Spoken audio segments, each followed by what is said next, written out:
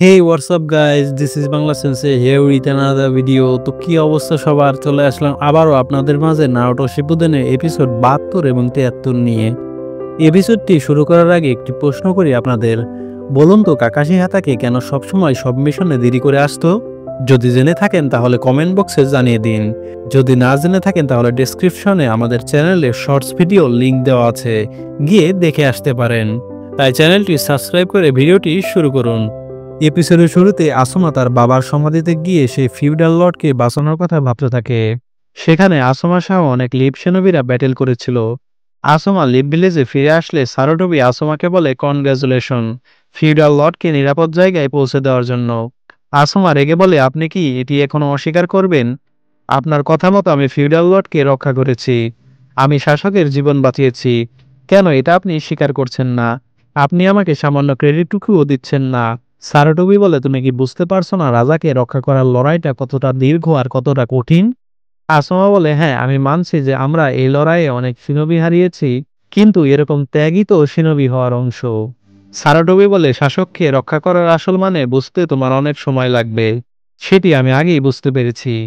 এই শুনে আসমা তার বাবার উপর অনেক রেগে গিয়েছিল, কিন্তু এখন বর্তমানে সে বাবার সমাধির সামনে দাঁড়িয়ে দাঁড়িয়ে বুঝতে পারে যে সেই দিন সে ভুল ছিল। আসমা বলে, সারোটোবি ক্ল্যানে জন্মগ্রহণ করা তার ভুল ছিল না, আর আপনি একজন ভিলেজের লিডার হয়ে সেই লিডারের দায়িত্ব পালন করছিলেন, এবং আপনি অনেক ভালো বাবাও ছিলেন, কিন্তু আমি আপনাকে ঠিকমতো বুঝতে পারিনি। এর পরের সিনে আমরা কোনোহামারুকে কাঠ নিয়ে যাওয়ার মিশনে দেখতে পাই।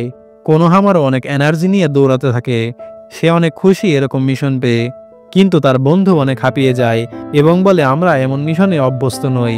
কোনোহামারু বলে, তোমরা এটা বলতে পারো না। নারুটোকে দেখছো, সে সেই দিন মিশন পূরণ করে ফিফথ হোকাগেকে বাঁচিয়েছে, নিজের জীবন বাজি রেখে। ভিলেজের সেবা করা তো আমাদের দায়িত্ব, উঠো আমাদের মিশন পূরণ করতে হবে।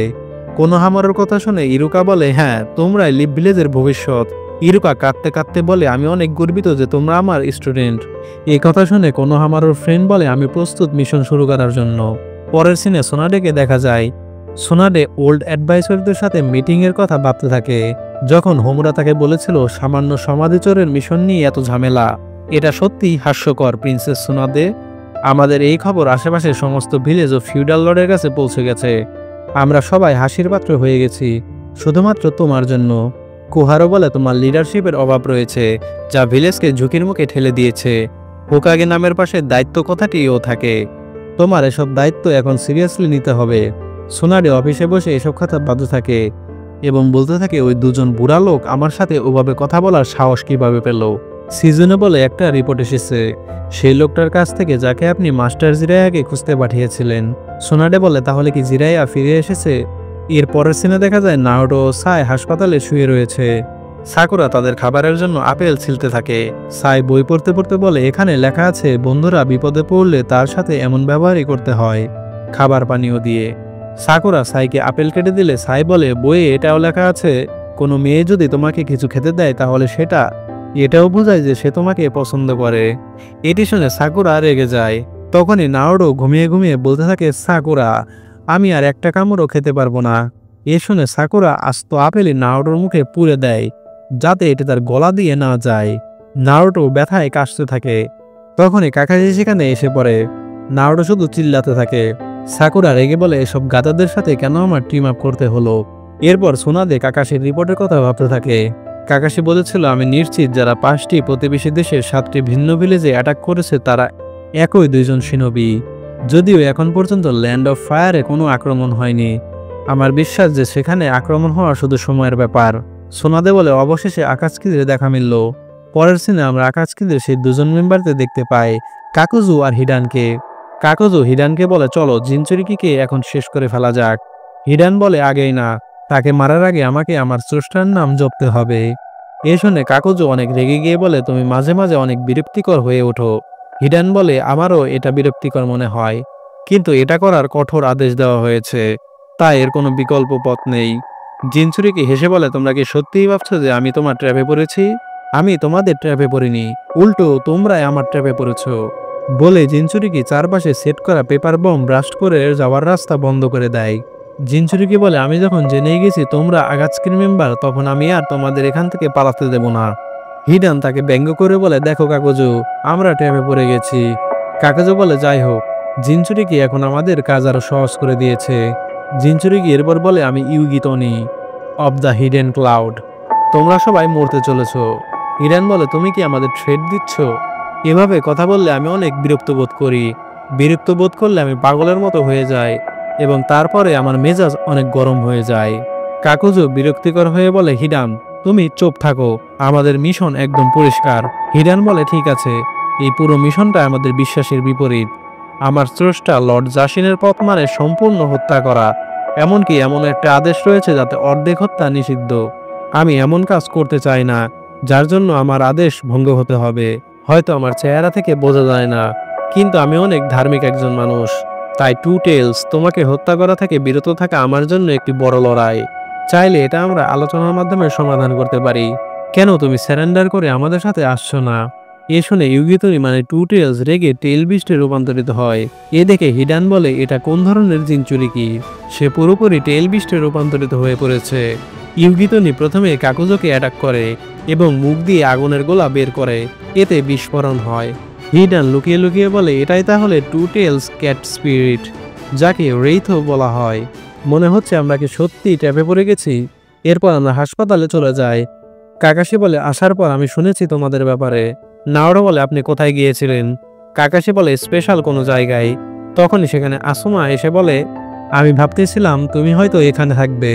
কাকাশি, তোমার সাথে আমার কিছু কথা আছে। আসুমা নাওরো সায়ের জন্য হাতে করে আপেল নিয়ে আসে। নাওরো এ দেখে বলে, আমি আর আপেল খেতে চাই না। এরপর আসুমা ও কাকাশি বাইরে এসে আলোচনা করতে থাকে।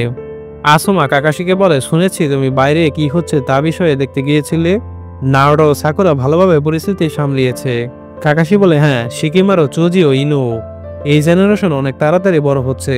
তারা এমন পাওয়ারফুল হয়ে যাবে যে আমাদের নাম ধুলোয় মিশিয়ে দেবে। কাকাশি এবার আসল কথায় আসতে আসুমাকে জিজ্ঞেস করে, তুমি কি নিয়ে যেন কথা বলতে চাইছিলে? তখনই সেখানে কুরেনাই এসে পড়ে। কাকাশি বলে, কেমন চলছে কুরেনাই? কুরেনাই বলে, আমি এখানে আসুমাকে খুঁজতে এসেছি। এটি শুনে আসুমা কাকাশিকে তার কথা না বলেই কুরেনাইয়ের সাথে চলে যায়। হাসপাতালের ভেতরে নাওটো তার ব্যান্ডেজ খুলতে থাকলে সাকুরা জিজ্ঞেস করে, তুমি কি করছো নাওটো? নাওটো বলে, এখন আমার রেস্ট নেওয়ার সময় নেই, আমাকে ট্রেনিং করতে হবে, সময় হাতে বেশি নেই এবং আমি এখনও শক্তিশালী নই। তাই আমাকে ট্রেনিং করে নিজেকে আরও শক্তিশালী করতে হবে, যেন আমার পাওয়ার দিয়ে আমি সবাইকে বাঁচাতে পারি, কাউকে ব্যথা দেওয়া ছাড়াই। কাকাশি সেখানে এসে বলে, ওখানেই থাকো, এখন তোমাদের ট্রেনিং হলো ইনজুরিকে হিল করা, বিশেষ করে তোমার জন্য নাওটো। তা না হলে তোমার পরবর্তী ট্রেনিং করতে আরো সমস্যা হবে। তাই তুমি রেডি হওয়ার পর ট্রেনিং করাবো। নাওটো এই শুনে বেরিয়ে বসে থাকে। কাকাশি সাকুরাকে বলে, আমি ওদের দেখাশোনার দায়িত্ব তোমার কাছে ছেড়ে দিলাম, শুধু দেখো তারা যেন কোনো কিছু অতিরিক্ত না করে। তুমি তো বুঝেছো আমি কি নিয়ে কথা বলছি। মানে কাকাশি নাওটোদের দায়িত্ব সাকুরার ঘাড়ে চাপিয়ে দিয়ে নিজে চিল করতে গেল। এরপর কাকাশিকে সোনাদের অফিসে দেখা যায়। সোনাদে বলে, আমি তোমার রিপোর্ট পড়েছি, তুমি কি শিওর নাওটো কোনো নতুন জুৎসু শিখতে পারবে? কাকাশি মাথা নিচু করে বলে, আমি শিওর না, আমি এটা নিশ্চিতভাবে বলতে পারছি না, কিন্তু আমার মনে হয় সে পারবে। নতুন ট্রেনিং পদ্ধতি ভালোই কাজ করছে এবং সবচেয়ে গুরুত্বপূর্ণ হলো তার এটি করার পেছনে একটি পরিষ্কার ও পাওয়ারফুল উদ্দেশ্য রয়েছে, সেটি হলো সাসকে উচিয়াকে ফিরিয়ে আনা। এরপর আমরা দেখি আকাশকিরা ইউগিতনিকে ধরে ফেলেছে। হিডেন শুয়ে শুয়ে প্রার্থনা করতে থাকে। কাকুজো এতে অনেক রেগে গিয়ে বলে, সবসময় শুধু প্রার্থনাই করো, এটার সময় কি কমানো যায় না? হিডেন রেগে বলে, আমিও এটা ক্লান্তিকর মনে করি, কিন্তু আদেশ তো আদেশই, এটা মানতেই হবে। আর তুমি কিভাবে সাহস করে আমাকে এটা সংক্ষিপ্ত করার পরামর্শ দাও? তোমার এই কথা অপবিশ্বাসী এবং অবমাননাকর। কাগজও ম্যাপ বের করে বলে, আমাদের এখনো একটা ভিলেজে অ্যাটাক করা বাদ রয়েছে, পরবর্তী টার্গেট হলো ল্যান্ড অফ ফায়ার। আর এর সাথেই এপিসোডের সমাপ্তি ঘটে। এরপর আমরা আসি 73 নম্বর এপিসোডে। এপিসোডের শুরুতে আকাশকি মেম্বার জেৎসু মাটি থেকে বের হয়ে এসে হিডানকে বলে, তোমার প্রার্থনা শেষ হয়েছে? এ শুনে হিডান বলে, তুমিও কি কাকুজোর মতো শুরু করলে নাকি? আমি তো দেখি নিন্দুক ও অধার্মিকদের সাথে মিশে আছি। জেৎসু বলে, এসব করা বাদ দিয়ে তুমি কি শুধু নিজেকে বিশ্বাস করতে পারো না? কাকুজো বলে, একটি মাত্র জিনিসকে তুমি বিশ্বাস করতে পারো, সেটি হলো টাকা। জেৎসু হিডানকে বলে, তোমার কারণে আমরা জিনচুরিকিকে ধরতে পিছিয়ে পড়েছি। কাকুজো হিডানকে বলে, আমি তোমার সাথে টিম আপ করেছি কারণ তুমি বলেছিলে ধর্ম করা অনেক লাভজনক। আকাশকির অর্থ ভাণ্ডারের দায়িত্ব যেহেতু আমার হাতে, সেহেতু অভিযোগ করার আসল অধিকারও আমার। জেৎসু বলে, টাকা সব থেকে গুরুত্বপূর্ণ, কিন্তু আরও বেশি গুরুত্বপূর্ণ হলো তোমরা এখন সময় নষ্ট করা বাদ দিয়ে পরবর্তী শিকারের জন্য প্রস্তুতি নেওয়া। আর এই টু টেল বিস্টকে আমার কাছে ছেড়ে দাও। পরের সিনে নারুটোকে কাকাশি ও ইয়ামাটোদের সাথে ট্রেনিং ফিল্ডে দেখা যায়। ইয়ামাটো নারুটোকে বলে, কালকে তো হাসপাতাল থেকে বের হলে, আজকে কি তুমি রেডি? কাকাশি বলে, প্রথমে ট্রেনিং এর মূল বিষয়গুলো নিয়ে আলোচনা করি। নারুটো বলে, এসব বাদ দিয়ে আমাকে সে মারাত্মক নতুন জুৎসু শেখান। ইয়ামাটো বলে, এটা করার আগে আবারও একটু চাকরা নেচার পরিবর্তন দেখে নেই। চাকরা নেচার হলো 5টি: ফায়ার, ওয়াটার, উইন্ড, লাইটনিং এবং আর্থ। আর তোমার আছে? নারুটো বলে, হ্যাঁ আমি জানি, আমার আছে উইন্ড চাকরা। কাকাশি বলে, ঠিক আছে, তাহলে দেখাও কি কি মনে আছে তোমার। সাথে সাথে Naruto multi shadow clone jutsu তৈরি করে মুহূর্তের মধ্যে পাতা ছিঁড়ে ফেলে। এরপর নারুটো সবগুলো ক্লোন রিলিজ করে দিলে আবারও জ্ঞান হারিয়ে পড়ে যেতে থাকে। কাকাশি তাকে ধরে ফেলে। কাকাশি বলে, সে সবসময় নিজেকে চাপের মধ্যে রাখে, এমনকি নিজে পুরোপুরি সুস্থ না থাকলেও। ইয়ামাটো বলে, মাল্টি শ্যাডো ক্লোন তখন ট্রেনিং ভালোভাবে শেখা ও সময় কমানোর জন্য ব্যবহার করা হয়েছিল, কিন্তু এখন এই পাতা ছেঁড়ার জন্য মাল্টি শ্যাডো ক্লোন জুৎসুর তো কোনো দরকারই ছিল না। কাকাশি বলে, নারুটো আসলে এরকমই, সে সবকিছু বড়সড়ভাবে করতে ভালোবাসে, একদম বাচ্চামো স্বভাবের। এর পরের সিনে কাকুজো ও হিডান ম্যাপ দেখতে দেখতে ল্যান্ড অফ ফায়ারে যেতে থাকে। যেতে যেতে সামনে সিঁড়ি দেখলে হিডান অনেক চিল্লাচিল্লি করে এবং বলে, আবারও কি আমরা সিঁড়ি বইব? যদি শেষমেশ সেখানে জিনচুরিকি না থাকে তাহলে আমার মাথা গরম হয়ে যাবে।